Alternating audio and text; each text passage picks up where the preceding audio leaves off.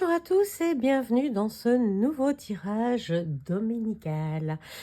Nous allons travailler cette semaine avec l'oracle runique des animaux. C'est un oracle assez récent que je viens d'acquérir.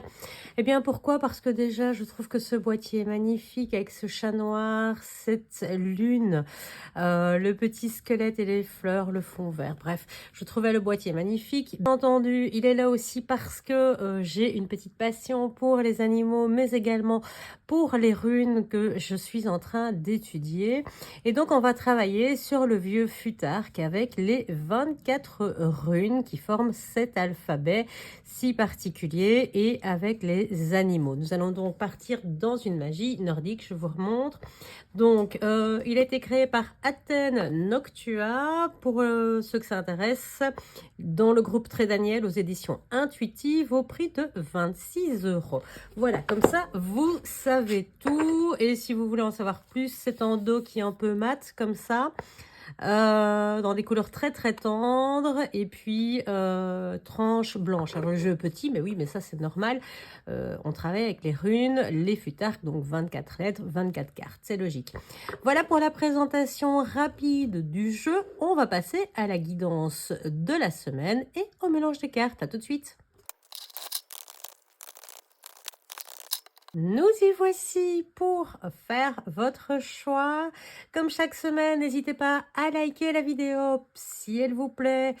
Ça aide surtout mon travail à être référencé, à être connu. Un petit like pour vous, ça change vraiment rien, mais pour moi, ça change énormément de choses dans mon travail. Et c'est un réel soutien. Vous n'imaginez pas le soutien que peut représenter un simple petit like.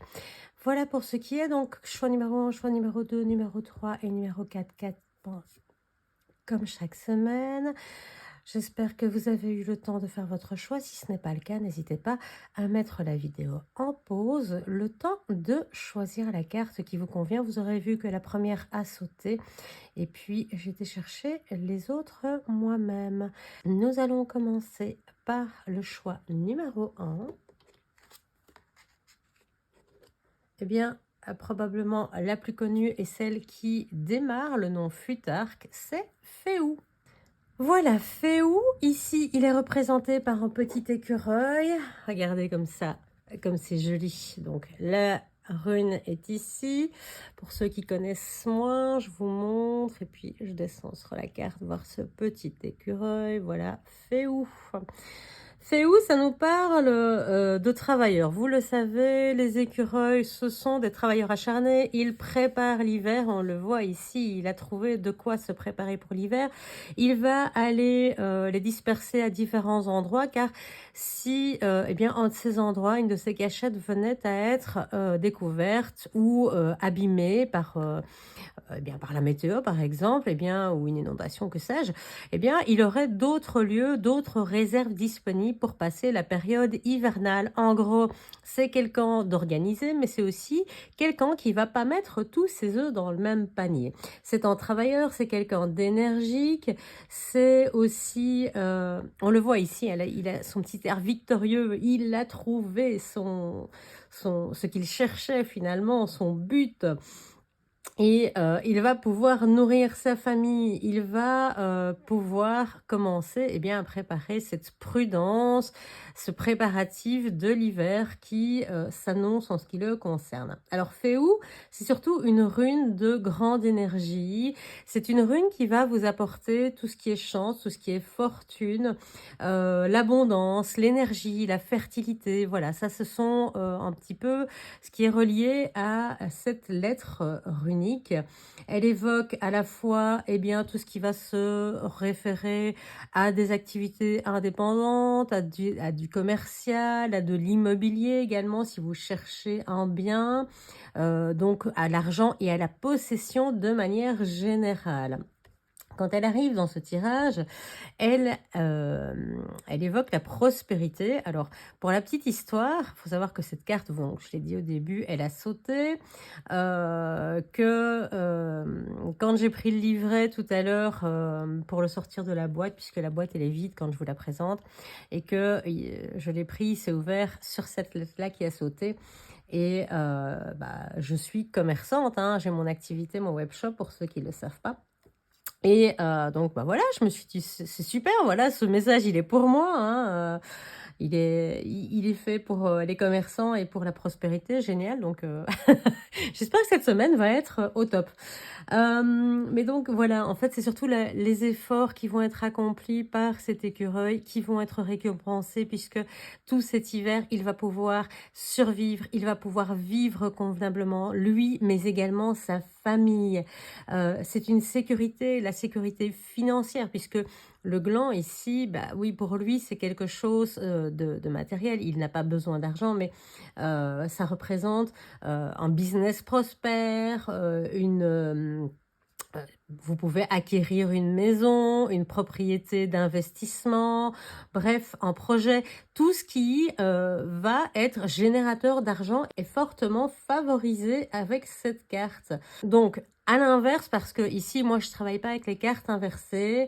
Si cette carte ne vous parle pas, l'inverse, eh bien, forcément, ce sera plutôt des difficultés financières, eh bien, une rentrée d'argent qui se fait attendre.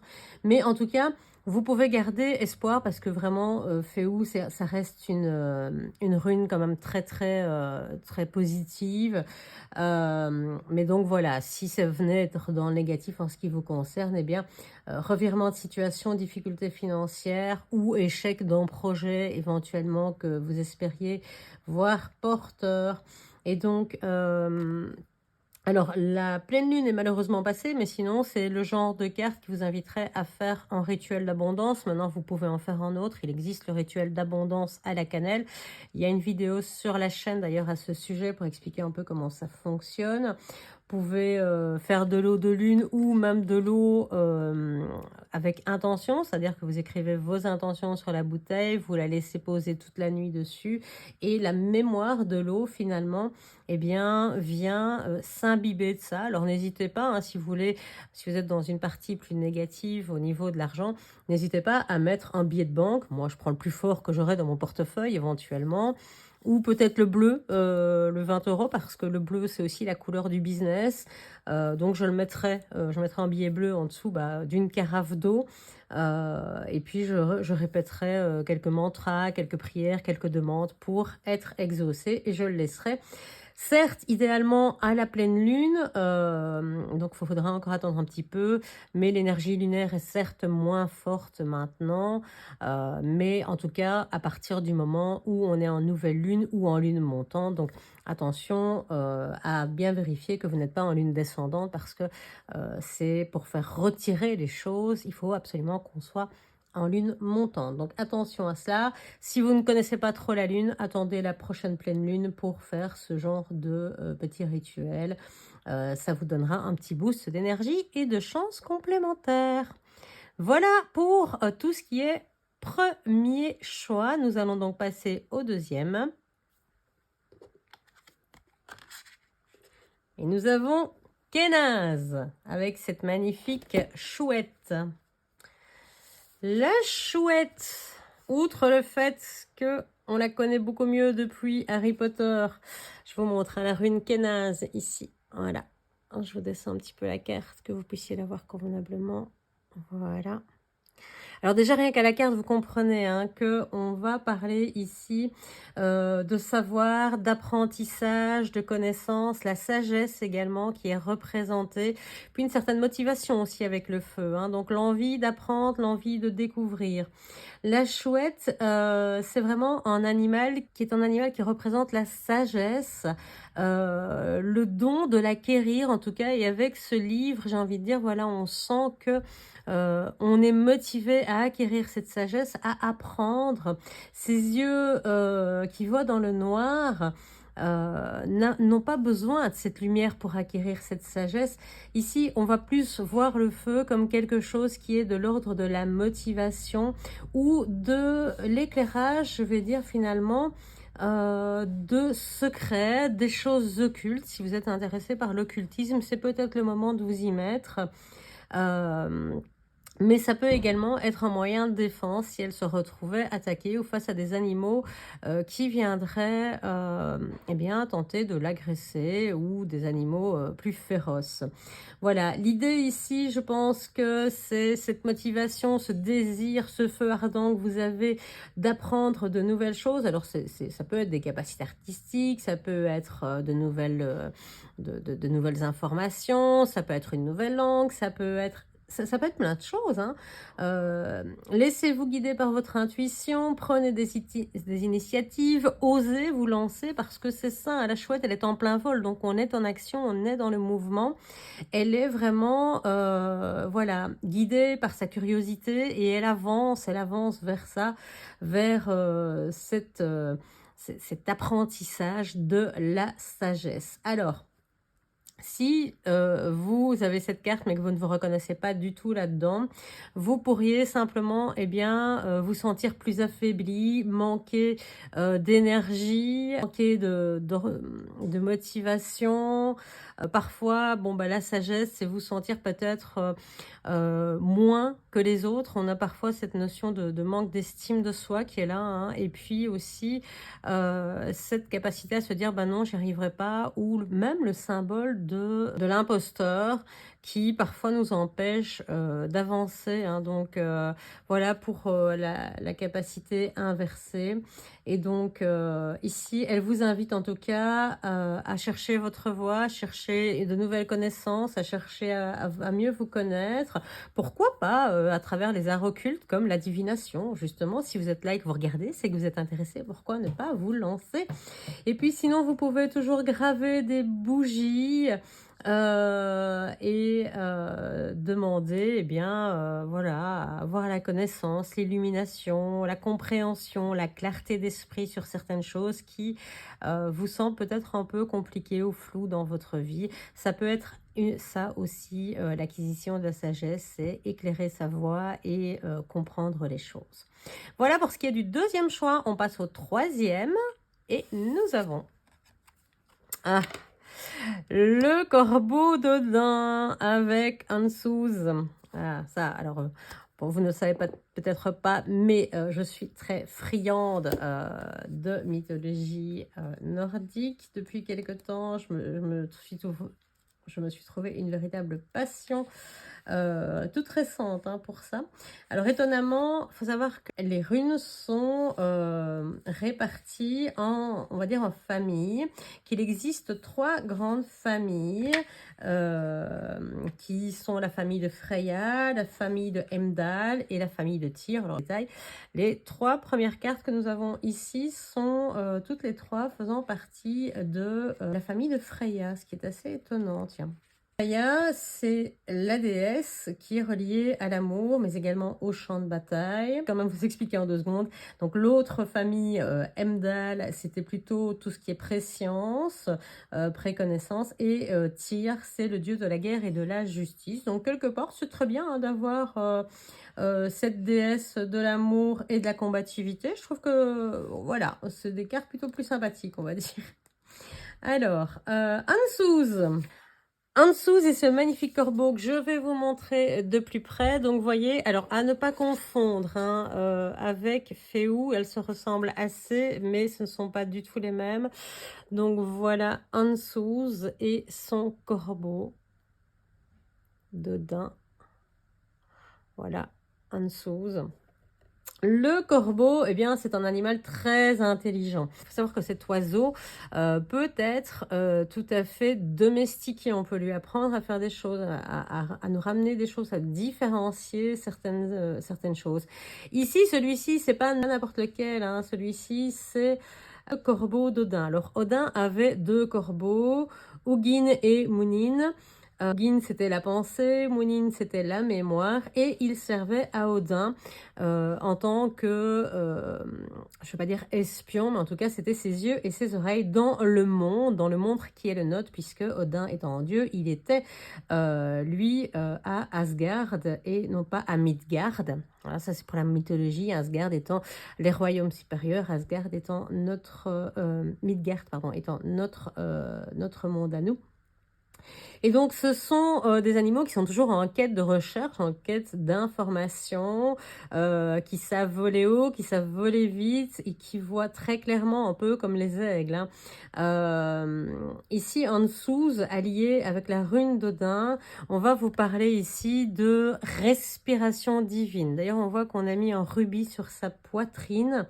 On va vous parler, de messages inspirants. Il est là, il est repris là, hein, de messages divins, de transmettre éventuellement, de voir également les choses très clairement. On l'a dit, hein, le corbeau a une vision très claire.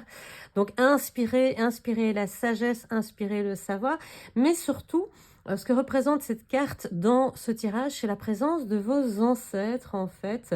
En dessous, c'est l'idée d'une révélation, c'est l'idée d'une nouvelle vision. Pourquoi pas essayer de vous reconnecter dans une méditation à vos ancêtres, à demander à recevoir en signe, à demander à recevoir un message clair, parce que parfois ils sont tellement compliqués qu'on a du mal à les comprendre. Et c'est une carte très puissante, hein, Ansuz, plus cette représentation symbolique du corbeau. De plus, si vous avez la mémoire en plus de la pensée, eh bien les deux ensemble vont vous amener vers quelque chose qui vous permettront d'évoluer, de grandir et de comprendre ou d'appréhender certaines choses de façon plus claire. Vous avez en plus du cristal ici blanc, quartz blanc, cristal de roche, ça dépend un peu du nom qu'on lui donne, mais qui sont des cristals d'harmonie, et c'est aussi le seul cristal qui peut être programmé pour une intention bien particulière. Si vous ne vous reconnaissez pas dans cette carte, eh bien, quand on voit sa partie négative, eh bien, elle nous parle d'incompréhension, voire d'illusion ou d'être manipulé. Donc attention aux mauvais conseils. Vous le savez, le corbeau, il n'a pas forcément dans nos contrées une bonne réputation. On dit que ça peut être un oiseau de malheur. On le rapproche souvent dans le folklore à la vieille sorcière méchante au fond des bois. Ou eh bien, comme dans les Disney, hein, dans La Belle au bois dormant, où eh bien, le rapporteur d'informations à maléfique, eh bien, c'est un corbeau, donc qui représente un petit peu eh bien, l'espion, mais aussi la trahison par rapport à La Belle au bois dormant. Mais voilà, tout va dépendre un petit peu. Il est beaucoup plus sympathique dans le film. L'énergie de cette carte est, comme toutes les autres, très puissante. Les runes, c'est toujours très puissant, hein. Ce qu'on vous propose ici, c'est de renforcer vos rituels, vos sorts, vos demandes, d'améliorer votre communication. C'est une carte qui va activer, hein, tout ça, on le voit, hein, le cristal de roche, c'est vraiment quelque chose qui active, on l'utilise beaucoup en rituel, pour se libérer d'entraves également, on l'a dit en début, se libérer évidemment de schémas émotionnels peut-être qui ne nous appartiennent pas puisqu'on fait appel à nos ancêtres. Donc psychogénéalogie, c'était déjà sorti la semaine dernière, hein. Pour ceux qui l'ont 2 fois d'affilée, il serait peut-être important de faire des recherches sur votre arbre généalogique, sur vos ancêtres et sur les schémas répétitifs, voir de quoi il s'agit de vous libérer, parce que ces émotions ne vous appartiennent peut-être pas. Donc, important à voir. Sinon, ben, si vous voulez faire des rituels, pareil, hein, pleine lune, malheureusement, elle vient de passer il n'y a pas longtemps, mais vous pouvez utiliser la rune Ansuz pour renforcer les sorts et améliorer la communication si vous travaillez avec des divinités, mais en tout cas, surtout accélérer la réalisation du sort que vous faites. Voilà pour le 3e choix. Nous passons au 4e. Avec Berkano, le petit lapin.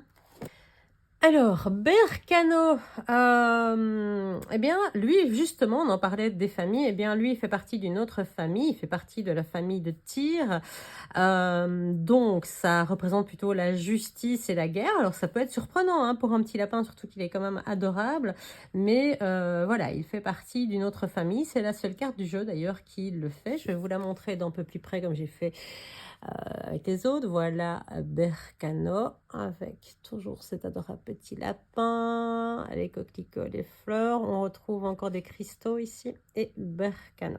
Voilà. Alors, bah non, je vais la garder en fait. Bercano, de quoi il va nous parler? Eh bien, le lièvre plus les fleurs, c'est la représentation du printemps. Alors, vous le savez peut-être, je pense que j'en ai parlé déjà la semaine dernière, d'autant que j'ai fait une méditation aussi là-dessus. Il y a eu le sabbat d'Ostara, donc c'est la fête païenne d'Ostara. Nous avons passé le solstice, donc ça veut dire que maintenant les jours se rallongent et que nous sommes clairement au printemps, hein. Cette fois-ci, on le voit, si vous regardez autour de vous, eh bien cette carte, c'est la carte du printemps, on le voit, c'est la carte de la fécondité, du retour à la fertilité, du réveil de la nature qui va redevenir abondante. Alors le lapin, on le sait, c'est aussi l'abondance, on va dire, c'est plus l'abondance familiale, progéniture. C'est surtout le signe de l'évolution et du flot constant, de la régénération, du transfert, du cycle de la terre, donc qui est moins fertile et puis qui redevient fertile. Donc c'est toujours en continu, c'est descente et montée, c'est des phases, hein.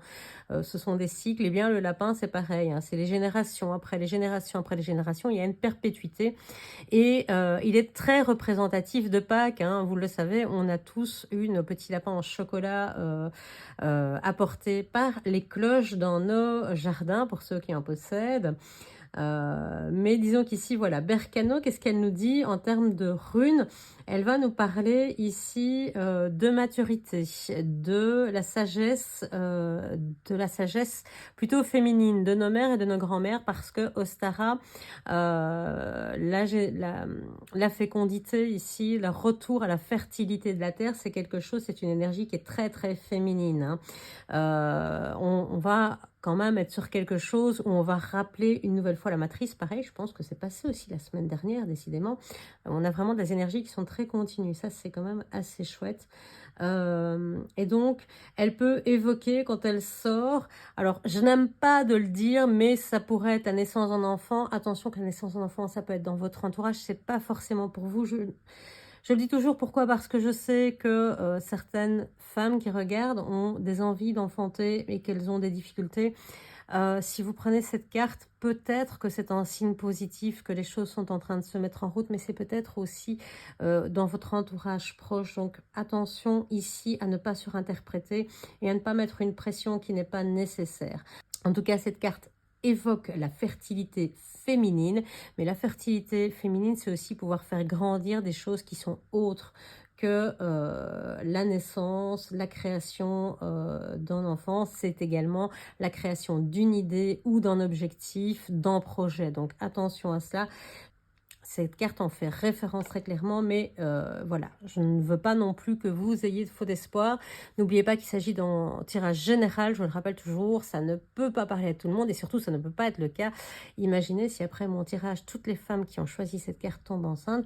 Je leur souhaite, hein, mais pour celles qui n'ont pas envie, voilà, c'est un peu compliqué. Si vous l'avez renversée, elle va être porteuse, eh bien, de stagnation, mais comme voilà, évidemment, on l'a dit, hein, si cette carte, vous n'y arrivez pas, eh bien, ce sera effectivement peut-être une confirmation ou une difficulté de la situation. Donc, on va parler d'infertilité, peut-être à ce moment-là, vous dirigez vers la médecine. Ça va parler, si on parle d'idées ou d'objectifs, attention aux gens qui sont contre vous, attention aux gens qui parlent dans votre dos et soyez bien en sécurité, soyez bien sûr de vos projets, que tout se déroule bien. Donc ici, on nous parle de changement, on nous parle mais également parfois de secrets, on nous parle d'évolution, de naissance, de retour à l'abondance, à la générosité, puisque le printemps annonce l'été et donc le retour à la prospérité dans de nombreux domaines, à la luxuriance de la nature. Bercano, alors je vais le dire, c'est une rune puissante, hein, je crois que je l'ai dit pour toutes. C'est une rune ici plutôt de guérison, elle va être efficace pour tout ce qui est purification, détoxification du corps. Ostara, c'est ça, on a détoxifié le corps pendant tout l'hiver, on a nettoyé l'énergie et on est prêt à se relancer avec une énergie créatrice qui va nous permettre de remonter, hein. On dit toujours le nettoyage de printemps, Ostara, c'est ça, on se défait de tout ce qui n'est plus bon et on repart sur de nouvelles bases. Donc purification, détoxification pour pour cette carte, vous pourriez très bien la graver sur une tranche de gingembre que vous allez mettre dans une infusion pour ceux qui aiment ça et la boire pour pouvoir bien, faire une détoxification. Vérifiez bien qu'il n'y a pas d'allergie, tout ça, tout ça. Prenez des précautions d'usage, bien entendu. Voilà pour le tirage de cette semaine. J'espère que cela vous aura parlé.